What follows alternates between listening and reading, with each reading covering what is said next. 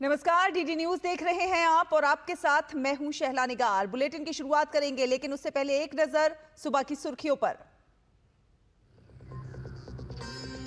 महाराष्ट्र में आज से विधानसभा का 3 दिवसीय विशेष सत्र। 9 दिसंबर को होगा स्पीकर का चुनाव।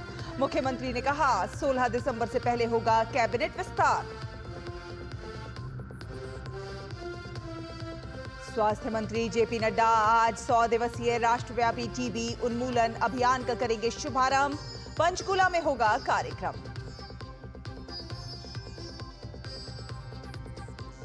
विदेश मंत्री डॉक्टर एस जयशंकर का कतर दौरा। दोहा फोरम की बैठक में लेंगे भाग। इनोवेशन इंपेरेटिव पर होगी चर्चा।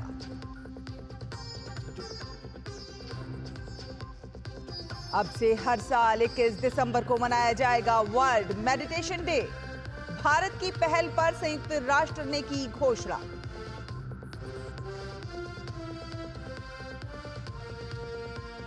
और शतरंज विश्व चैंपियनशिप में डी गुकेश और चीन के डिंग लिरेन के बीच 10वीं बाजी आज। दोनों खिलाड़ी 4-5 अंक लेकर बराबरी पर।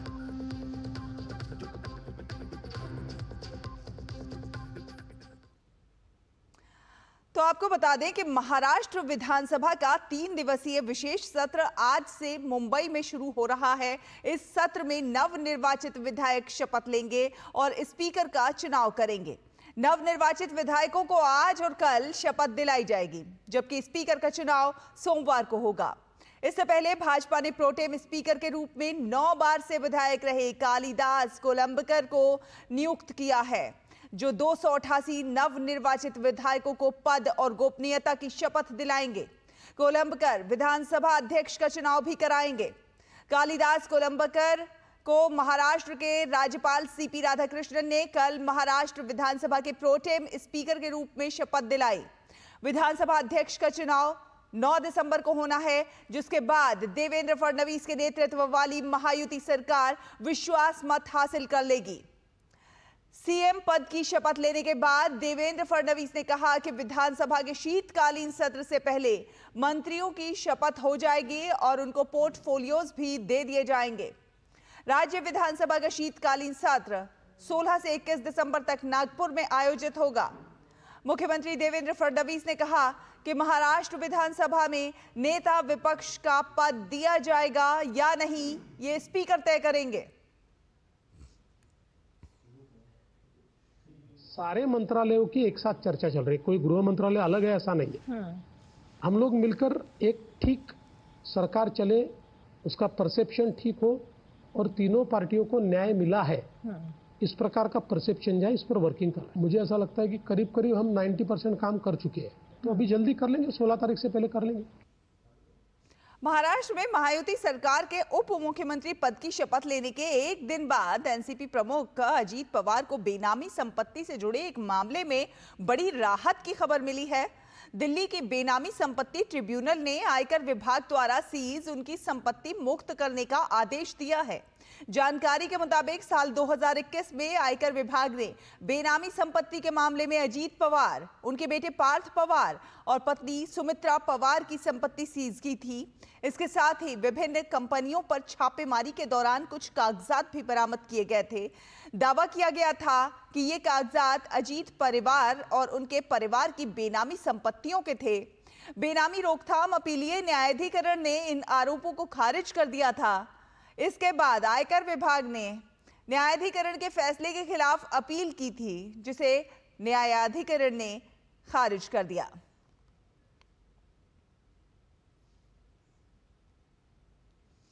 और आपको बता दें कि राष्ट्रपति द्रौपदी मुर्मू का 5 दिवसीय ओडिशा दौरे का आज आखिरी दिन है और इस दौरान राष्ट्रपति बग्निपोसी रेलवे स्टेशन पर 3 रेलवे लाइनों की आधारशिला रखेंगी। साथ ही साथ जनजातीय अनुसंधान केंद्र, डानबोस हवाई पट्टी और उप मंडल अस्पताल का वीडियो कॉन्फ्रेंसिंग के जरिए उद्घाटन भी करेंगी। प्रधानमंत्री नरेंद्र मोदी आज अहमदाबाद में बोचा सन्यासी अक्षर पुरुषोत्तम स्वामीनारायण संस्था बाप्स स्वयं जयंती समारोह को वर्चुअली संबोधित करेंगे। इस अवसर पर गृह मंत्री अमित शाह और गुजरात के मुख्यमंत्री भूपेंद्र पटेल भी उपस्थित रहेंगे। इस कार्यक्रम में 1 लाख बाप्स स्वयंसेवियों को सम्मानित किया जाएगा।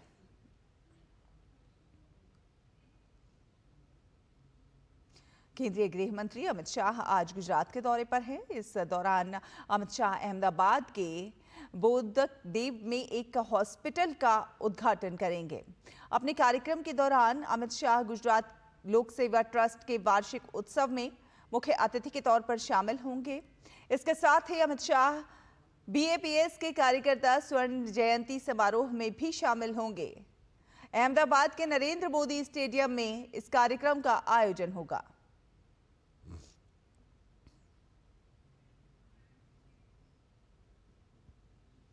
केंद्रीय स्वास्थ्य मंत्री जगत प्रकाश नड्डा आज पंचकूला से 100 दिवसीय राष्ट्रव्यापी टीबी उन्मूलन अभियान का शुभारंभ करेंगे। इस अवसर पर हरियाणा के मुख्यमंत्री नायब सिंह सैनी और हरियाणा की स्वास्थ्य मंत्री कुमारी आरती सिंह राव भी मौजूद रहेंगी। ये अभियान देश के 33 राज्यों और केंद्र शासित प्रदेशों के 347 जिलों में चलाया जाएगा।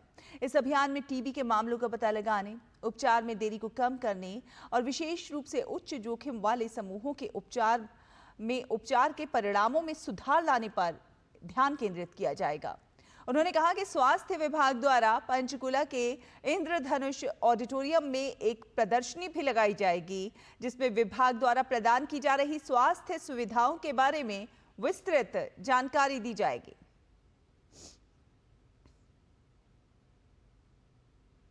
और आज सशस्त्र सेना झंडा दिवस है। ये दिन देश की सशस्त्र सेनाओं के सैनिकों और पूर्व सैनिकों के सम्मान के लिए समर्पित है। इस दिवस की शुरुआत 1949 में हुई थी और इसका मुख्य उद्देश्य सशस्त्र बलों के कर्मचारियों के कल्याण के लिए धन एकत्रित करना है। आइए फ्लैग डे पर देखते हैं ये खास रिपोर्ट। साल 1949 से हर साल 7 दिसंबर को देश भर में आर्म्ड फोर्सेस फ्लैग डे के रूप में मनाया जाता है।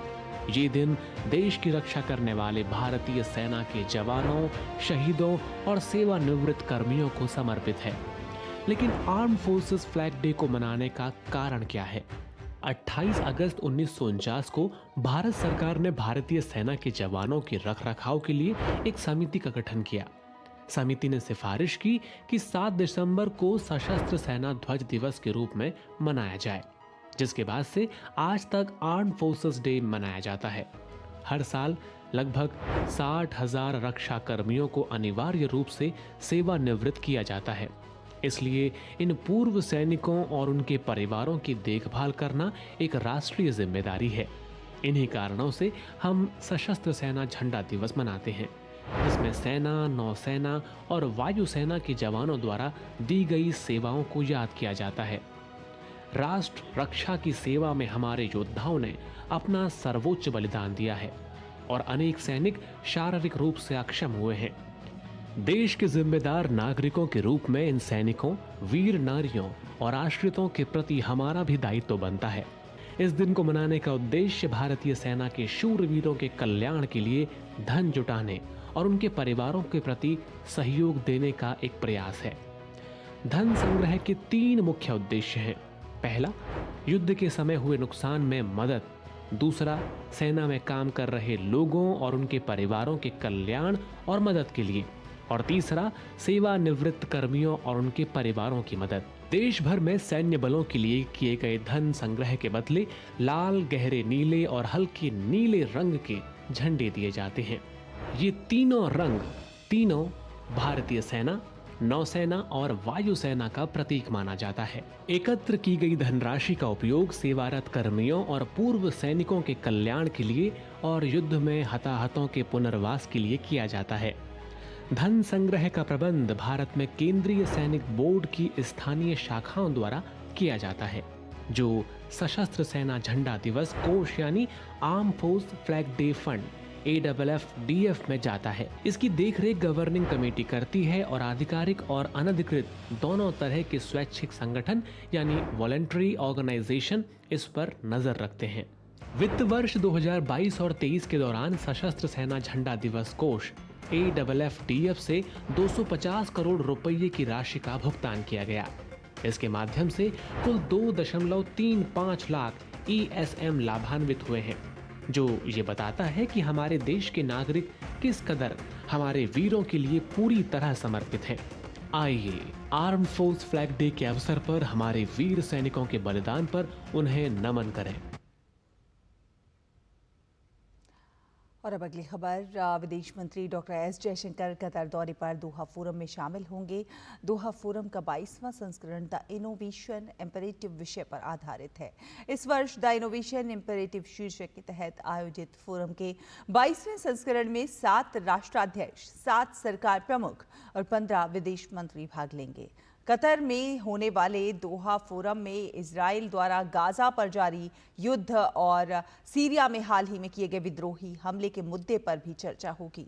इस फोरम में 150 से अधिक देशों के 4,500 से अधिक प्रतिभागी भाग लेंगे। कतर के विदेश मामलों के मंत्री मोहम्मद बिन अब्दुर्रहमान अल थानी के निमंत्रण पर विदेश मंत्री डॉक्टर एस जयशंकर कतर का दौरा कर रहे हैं। और बांग्लादेश में अल्पसंख्यक हिंदुओं पर जारी हिंसा के बीच भारत ने एक अहम कदम उठाया है। विदेश सचिव विक्रम मिस्री 9 दिसंबर को बांग्लादेश जाएंगे। इस दौरान विक्रम मिस्री अपने बांग्लादेशी समकक्ष से मुलाकात कर तमाम मुद्दों पर विस्तृत बातचीत करेंगे। बांग्लादेश में शेख हसीना सरकार के तख्तापलट के बाद से ही अल्पसंख्यक हिंदुओं के खिलाफ जमकर बर्बरता हो रही है। मोहम्मद यूनुस के सत्ता संभालने के बाद से बांग्लादेश में अल्पसंख्यक हिंदुओं की हत्याओं और उनकी संपत्तियों की लूटपाट का दौर चल पड़ा है। कई हिंदू मंदिरों में मूर्तियां तोड़ने की हिंसक घटनाएं भी सामने आई हैं। यूनुस सरकार हिंदुओं की जान माल की सुरक्षा करने में बुरी तरह से नाकाम रही है। हाल ही में इस्कॉन से जुड़े संत चिन्मय कृष्ण प्रभु को देशद्रोह के आरोप में न्यायिक हिरासत में भेज दिया गया, जिसके बाद भारत में रह रहे हिंदुओं में भी काफी आक्रोश देखा गया और जगह जगह प्रदर्शन हुए।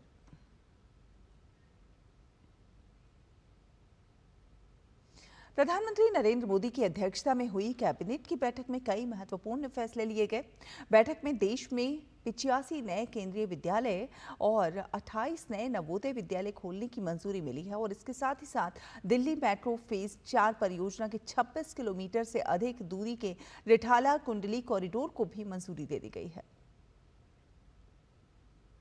शुक्रवार को प्रधानमंत्री नरेंद्र मोदी की अध्यक्षता में कैबिनेट की बैठक में कई महत्वपूर्ण फैसले लिए गए, जिसमें देश में शिक्षा के विस्तार को आगे बढ़ाते हुए 85 नए केंद्रीय विद्यालय के अलावा एक केंद्रीय विद्यालय को विस्तार दिया गया है। साथ ही 28 नए नवोदय विद्यालय खोलने को भी मंजूरी मिली है। बैठक में लिए गए निर्णयों के बारे में जानकारी देते हुए केंद्रीय मंत्री अश्विनी वैष्णव ने कहा कि नए केंद्रीय विद्यालय के खोले जाने के क्रम में युवाओं को करीब 5,500 नए रोजगार मिलेंगे। साथ ही नए केंद्रीय विद्यालय खोले जाने से करीब 82,560 नए छात्रों को शिक्षा भी मिलेगी, जबकि 28 नए नवोदय विद्यालय खोले जाने से 1,316 नए रोजगार मिलेंगे और करीब 15,680 नए छात्रों को शिक्षा मिलेगी। बहुत लंबे टाइम के बाद में इतना बड़ा केंद्रीय विद्यालय का एक्सपेंशन का प्रोग्राम आज माननीय प्रधानमंत्री जी ने अप्रूव किया है और साथ ही साथ 28 नवोदय विद्यालय खोले जाएंगे, जिसमें 15,680 टैलेंटेड स्टूडेंट्स हर साल उनको बेनिफिट मिलेगा। 1,316 रेगुलर पोस्ट क्रिएट होंगी और इसके लिए 2,360 करोड़ रुपीस का आज कैबिनेट में अप्रूवल हुआ है। ओवरऑल केंद्रीय विद्यालय नवोदय विद्यालय का मिला के 8,232 crore rupees have been sanctioned by the cabinet by honourable prime minister. एक अन्य फैसले में दिल्ली मेट्रो के चौथे फेज के अंतिम चरण यानी कि 6वें चरण को मंजूरी दे दी गई। इस चरण में रिठाला नरेला कुंडली कॉरिडोर का निर्माण होगा, जिसमें 26.46 किलोमीटर के इलाके में 21 मेट्रो स्टेशनों का निर्माण किया जाएगा। फेज 4 में रिठाला नरेला कुंडली कॉरिडोर का अप्रूवल हुआ है। 2014 से पहले के अगर 40 साल देखें तो केवल 5 शहरों में मेट्रो स्टार्ट हो पाई थी। मतलब 40 साल में जितना काम हुआ था उसका 4 गुना काम 2014 से 24 में हुआ। 23 सिटीज में मेट्रो पहुंचाई गई। आज का जो सैंक्शन है उसको मिला लो तो करीब करीब 1000 किलोमीटर मेट्रो का काम देश भर में चल रहा है। दिल्ली में मेट्रो के विस्तार के क्रम में सरकार का ये बेहद अहम कदम है। इससे दिल्ली के दूर दराज के इलाकों में लोगों को सीधा लाभ मिलेगा। Rishi Kumar, DD news, Delhi. केंद्र सरकार द्वारा पिछले एक दशक से दिव्यांगों के सशक्तिकरण के लिए निरंतर प्रयास किए जा रहे हैं और इसी कड़ी में सरकार ने भारतीय सांकेतिक भाषा ISL के लिए PM ई-विद्या DTH चैनल नंबर 31 शुरू किया है। ये चैनल सुनने में अक्षम दिव्यांगों के लिए फायदेमंद साबित होगा। चैनल की शुरुआत से सुनने में अक्षम लोगों को किसी भी प्रकार की सूचना जानने में कोई भी समस्या नहीं होगी।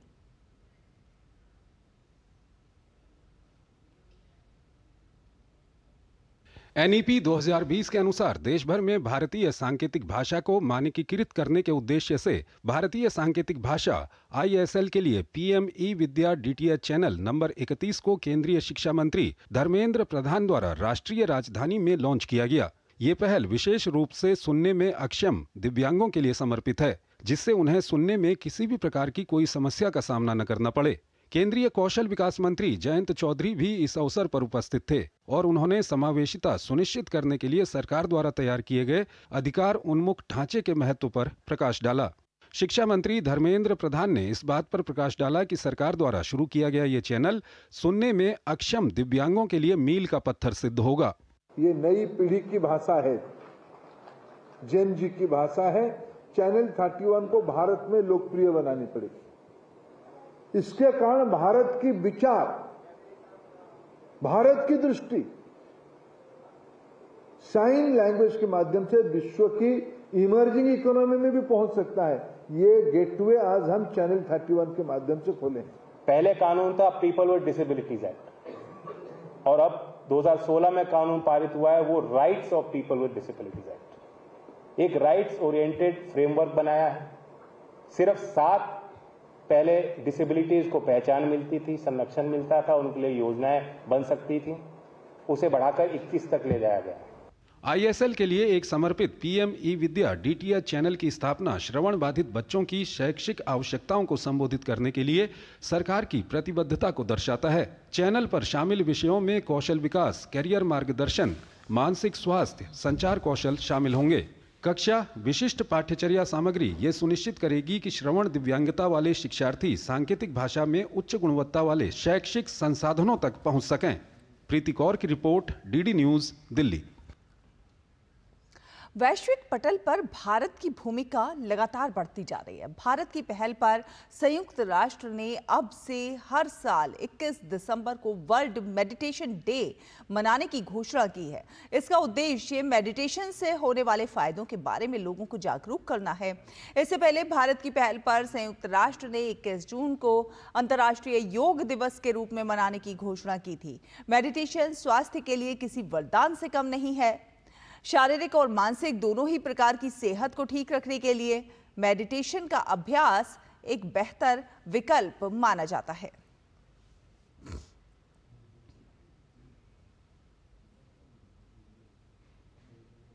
भारत को नारकोटिक ड्रग्स आयोग यानी कि CND के 68वें सत्र की अध्यक्षता के लिए चुना गया है। ये भारत के लिए एक बहुत बड़ी उपलब्धि है। वियना में संयुक्त राष्ट्र में भारत के स्थायी प्रतिनिधि शंभू S कुमारन ने आधिकारिक तौर पर CND की अध्यक्षता संभाली। CND संयुक्त राष्ट्र की नशीली दवाओं से संबंधित मामलों पर प्रमुख नीति निर्माण संस्था है। इसका काम वैश्विक नशीली दवाओं के रुझानों की निगरानी करना है, संतुलित नीतियां बनाने में सदस्य देशों का समर्थन करना और प्रमुख अंतर्राष्ट्रीय नशीली दवाओं के सम्मेलनों के कार्यान्वयन की देखरेख करना है। ये पहली बार है जब भारत को इस महत्वपूर्ण संयुक्त राष्ट्र संस्था की अध्यक्षता के लिए नामित किया गया है। ये वैश्विक मंच पर भारत की बढ़ती नेतृत्व भूमिका और स्थापित बहुपक्षीय तंत्रों के माध्यम से अंतर्राष्ट्रीय मुद्दों को संबोधित करने की उसकी प्रतिबद्धता को दर्शाता है। अध्यक्ष के रूप में भारत से वैश्विक चर्चाओं में विकासशील देशों के हितों और दृष्टिकोणों को बढ़ावा देने में अपनी भूमिका के अनुरूप वैश्विक दक्षिण के हितों को स्पष्ट करने की अपेक्षा की जाएगी। भारत नशीली दवाओं की नीति के मुद्दों पर संवाद और समझ को बढ़ावा देने के लिए सीएनडी के चल रहे काम को आगे बढ़ाने का भी प्रयास करेगा। और अंतर्राष्ट्रीय खबरों में सीरिया में 3 शहरों पर कब्जा करने के बाद विद्रोहियों ने तीसरे सबसे बड़े शहर होम्स तक पहुंचने का दावा किया है। इससे राष्ट्रपति बशर अल असद की मुश्किलें बढ़ सकती हैं। विद्रोहियों का अगर होम्स पर कब्जा हो गया तो दमिश्क का कई शहरों से सड़क से संपर्क कट जाएगा। इससे उन इलाकों के भी हाथ से निकलने का खतरा बढ़ जाएगा। इसी इलाके में रूस की सेना और नौसेना के ठिकाने भी हैं। वैसे रूस ने विद्रोहियों को रोकने के लिए होम्स के रास्ते में पड़ने वाला पुल बमबारी कर बुरी तरह से क्षतिग्रस्त कर दिया है। इस बीच राष्ट्रपति असद को मुश्किल में देखकर ईरान ने मिसाइल, ड्रोन और अन्य हथियार सीरिया भेजे हैं। साथ ही साथ कई सैन्य सलाहकार और अधिकारी भी सीरिया भेजे गए हैं।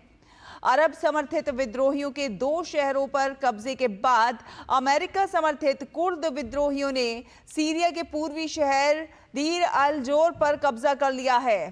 कुर्द अब इराक सीमा पर बसे शहर अलबुकमल पर कब्जा करने के लिए आगे बढ़ रहे हैं। अमेरिकी व्हाइट हाउस के प्रवक्ता कैरेन जीन पियरे का कहना है कि सीरिया के घटनाक्रम पर अमेरिका बारीकी से नजर बनाए हुए है। जहां राष्ट्रपति बशर अल असद को झटका लगा है, अरब समर्थित विद्रोहियों के अलेप्पो और हमा पर कब्जे ने पूरे सीरिया में उनके खिलाफ विरोध प्रदर्शन को तेज कर दिया है।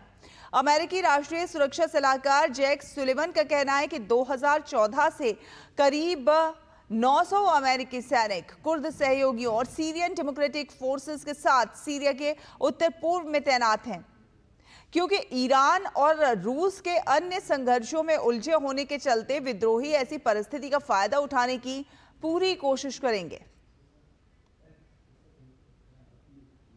और भारत ने सीरिया की मौजूदा स्थिति को देखते हुए अपने नागरिकों के लिए परामर्श जारी किया है। विदेश मंत्रालय ने भारतीय नागरिकों को अगली सूचना तक सीरिया की यात्रा करने से बचने की सलाह दी है। विदेश मंत्रालय ने सीरिया में मौजूद भारतीयों से कहा है कि वे दमिश्क में भारतीय दूतावास के संपर्क में रहें। दूतावास के आपातकालीन हेल्पलाइन नंबर 963-993-385-973 और ईमेल आईडी hoc@damascus@mea.gov.in पर संपर्क कर सकते हैं। मंत्रालय ने कहा है कि जो लोग वापस आ सकते हैं उन्हें जल्द से जल्द उपलब्ध वाणिज्यिक उड़ानों से आने की सलाह दी गई है। अन्य लोगों से अनुरोध किया गया है कि वे अपनी सुरक्षा के बारे में अत्यधिक सावधानी बरतें और अपनी आवाजाही को सीमित करें। और दक्षिण कोरिया में राष्ट्रपति यून सुक येओल के खिलाफ महाभियोग पर आज मतदान होना है। इससे पहले राष्ट्रपति येओल ने मार्शल लॉ की घोषणा करके सार्वजनिक हलचल पैदा करने के लिए माफी मांगी। उन्होंने आज टेलीविजन पर दिए गए अपने संबोधन में वादा किया कि दूसरी बार मार्शल लॉ की घोषणा नहीं की जाएगी। विपक्ष के महाभियोग प्रस्ताव पर संसद में आज मतदान होगा। इस प्रस्ताव में यून के लगाए मार्शल लॉ को असंवैधानिक और अवैध विद्रोह कहा गया है। लेकिन इस प्रस्ताव को पारित करने के लिए विपक्षी दलों को यून की पीपुल पावर पार्टी के कम से कम 8 सांसदों के समर्थन की जरूरत होगी और इसके बाद ही 300 सदस्यों वाली संसद में 2/3 बहुमत से महाभियोग प्रस्ताव पारित हो सकेगा। इस बीच दक्षिण कोरिया में यून के इस्तीफे की मांग को लेकर लोगों ने विरोध प्रदर्शन किया है। अमेरिका में चीन आधारित टिकटॉक ऐप को बड़ा झटका लगा है। अमेरिका की एक संघीय अपीलीय अदालत ने टिकटॉक ऐप को अगले वर्ष 2025 की शुरुआत तक इसे बेचने या फिर प्रतिबंध लगाने के कानून को बरकरार रखा है। इस फैसले के साथ जहां एक ओर चीन के प्रतिद्वंदियों की जीत हुई है तो वहीं दूसरी ओर चीन आधारित टिकटॉक ऐप के लिए ये एक बड़ा झटका है। इस फैसले से अमेरिका में लगभग 1,70,00,000 उपभोक्ताओं द्वारा उपयोग किए जाने वाले इस सोशल मीडिया ऐप पर केवल 6 सप्ताह में प्रतिबंध लग सकता है। हालांकि कयास लगाए जा रहे हैं कि टिकटॉक ऐप के खिलाफ इस फैसले को सुप्रीम कोर्ट में चुनौती दी जा सकती है। और अब बात करेंगे खेलों की। विश्व शतरंज चैंपियनशिप में डी गुकेश और डिंग लिरेन के बीच आज 10वें दौर का मुकाबला खेला जाएगा। सिंगापुर में आयोजित हो रहे विश्व शतरंज चैंपियनशिप में 10वें राउंड का खेल भारतीय समय अनुसार दोपहर 2:30 बजे शुरू होगा। 9वें दौर के बाद दोनों खिलाड़ियों के खाते में बराबर 4.5 और 4.5 अंक हैं। इससे पहले 9वां राउंड भी ड्रॉ पर खत्म हुआ था। डी गुकेश और डिंग लिरेन के बीच 14 राउंड के मैच में अब तक 7 मुकाबले हुए हैं। 32 वर्षीय लिरेन ने शुरुआती गेम जीता था, जबकि 18 वर्षीय गुकेश तीसरे गेम में विजयी रहे थे। विश्व शतरंज चैंपियनशिप में जो भी पहले 7.5 अंक हासिल करेगा वो विश्व चैंपियन का खिताब हासिल करने में कामयाब रहेगा। और भारत और ऑस्ट्रेलिया के बीच खेली जा रही वॉल्टर गावस्कर ट्रॉफी के दूसरे टेस्ट मुकाबले के दूसरे दिन आज ऑस्ट्रेलिया 1 विकेट खोकर 86 रन से आगे खेलेगा।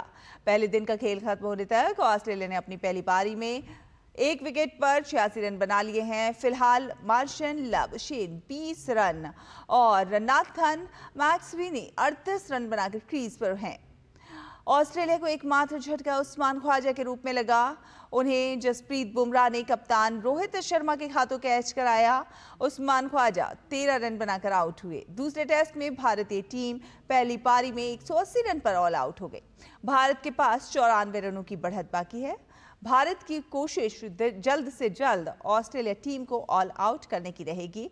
वहीं ऑस्ट्रेलियाई टीम भारत के खिलाफ बड़ी लीड लेने के मकसद से मैदान पर उतरेगी। भारत इस टेस्ट सीरीज में फिलहाल 1-0 से आगे है। कहते हैं कि टेक्नोलॉजी के बिना दुनिया की कल्पना नहीं की जा सकती। टेक्नोलॉजी ने हमारी जिंदगी को आसान तो बनाया है, लेकिन इससे कई तरह के खतरे भी बढ़ गए हैं। इन दिनों वॉइस क्लोनिंग स्कैम भी काफी तेजी से सुर्खियों में बना हुआ है। ये स्कैमर्स का एक नया हथियार बन चुका है। इसके साथ ही साइबर वर्ल्ड में हमारी चुनौतियां भी बढ़ गई हैं, जिसके लिए हर तरह का एहतियात जो है वो बहुत ज़्यादा ज़रूरी है, जिसमें पासवर्ड भी बहुत ज़्यादा महत्वपूर्ण है। साइबर अपराधियों से बचने के लिए हमें मजबूत पासवर्ड रखने की ज़रूरत है।